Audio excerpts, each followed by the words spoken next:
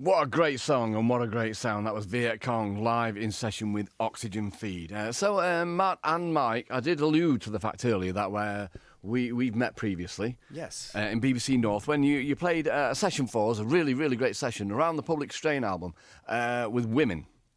And it was I was obviously keeping an eye on what was happening with the band. And you can't trust Wikipedia. We know that, don't we? I don't know. I always take everything that I read on Wikipedia as the ultimate truth. So do I. That's why I get in lots of trouble on the programme. But I did read in there, the story being that women broke up on stage in, ironically, if it's true, a club called Lucky in Victoria when a fight broke out within the band, and that was the last time you played. Now, how true is Wikipedia on this occasion? The bar was definitely called Lucky. We were definitely in Victoria. I don't know if it was a dust-up. I don't know what a dust-up really means, but there were a couple of punches thrown from my brother, who is a very skinny man. It wasn't he wasn't throwing KOs or anything like that. Right, okay. And it was kind of just the culmination of a ridiculous touring schedule and not really noticing that he wasn't taking very good care of himself and kind of losing it. And in hindsight, I know that we probably should have just called off the rest of the tour and given him a nice bed to sleep in and made sure he ate some soup and took care of himself. But that was about it. Right, okay. I mean, and not to dwell on that, but I'm looking at the tour that you've got ahead of you, and that's pretty damn heavy as well. We're expecting much worse than just a little dust-up. But, it's going to be an Indiana Jones fight scene. But that is the thing, isn't it? I mean, and it must be kind of strange to be part of what is known as a cliche of brothers in rock. Because everybody always goes on about the Gallaghers and the Davis brothers, Ray and Dave Davis and all this kind of thing. And, of course, two brothers in a band, it probably is already got some frisson of excitement going on there, hasn't there? Well, you know which buttons to push to completely ruin the other person, I guess. And right. Pat kind of took advantage of that on me, and I maybe did the same thing to him. But that is definitely a rock cliche, and it's really nice to be playing in a band with no family members. Hang on a minute. Have you had a DNA test done on these guys? I haven't. Anyway, let's move on, because Viet Cong, it's going so well for you, isn't it? Yeah, it's been unprecedentedly going extremely well, and we're very grateful and not taking it for granted at all, for sure. So how long did you take a break from playing in a band before you got Viet Cong together? I think it was maybe about 6 months or something post-Women, and then me and Monty, who's on guitar in this band, ended up playing with Chad Van Galen's touring band. Yeah. And that was kind of where the seed was sown, I guess, to start our own thing, and that's where this came from. I read also that you did like 60 gigs before you put anything down to tape. Yeah, more or less. We had a bunch of ideas, and we were kind of just playing things and playing ideas on the road. We took on this last-minute, super extensive tour just to kind of test the waters and see if we could get along in a van together with the four of us and learn how to play the songs that we had recorded. So. Right. Okay. And how are you enjoying being the front man, the focal point? It's different. I'm getting more and more comfortable with it. I'm starting to enjoy singing and writing and all of these things and not feeling quite as much pressure as I did maybe when we first started out. Okay. I mean, this is a question I need to ask to the other band members, really, not you, Matt. No offence. It's okay. Has lead singer syndrome kicked in yet? Oh, no. Heavens no. No. Good. Heavens You see, no. no. Absolutely not. Matt, wait. Yeah, you're for it now. No, that was the right answer. I think everything is ridiculous. That's a quote that I read from you. Yeah, it's one of my mottos.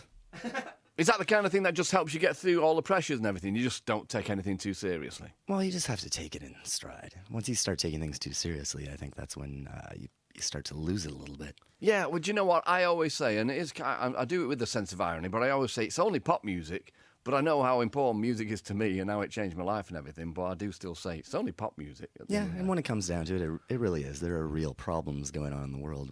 We're extremely lucky to be able to do this. Well, and you do it so well. I'm not patronising you there. I mean, it is going so well, and I'm not at all surprised. That was a bit patronising. No, it wasn't. So you are doing all these gigs, and they're selling out. Like I say, if people want to go down there and chance their arm on the door, then that's absolutely up to them. But you got one more tune to do for us, Viet Cong. What would that be? It's called Bunker Buster. Brilliant. Thank you.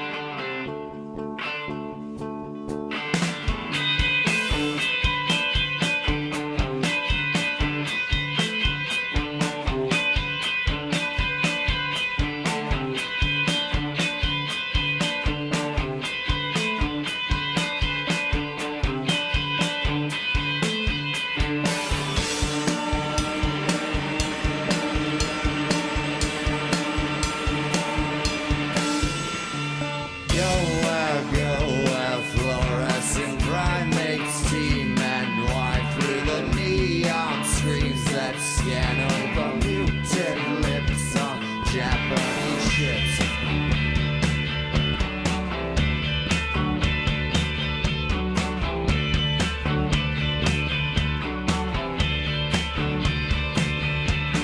Swelling, screaming, it's a deranged enhancement. Deflated amplifiers, overdeveloped in incompetent ways.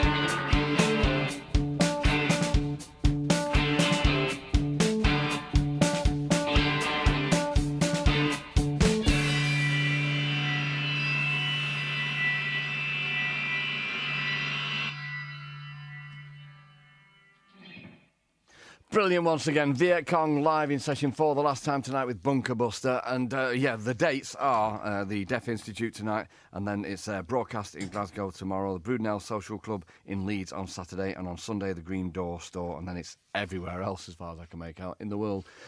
Thank you so much for coming in. That was really, really great. Thank you so much thanks for for having having us. us. It's A real our pleasure. And we'll do it again hopefully before too long, but yeah, Ace, thank you. This is BBC Radio 6 Music. Six music. Six music. Six music.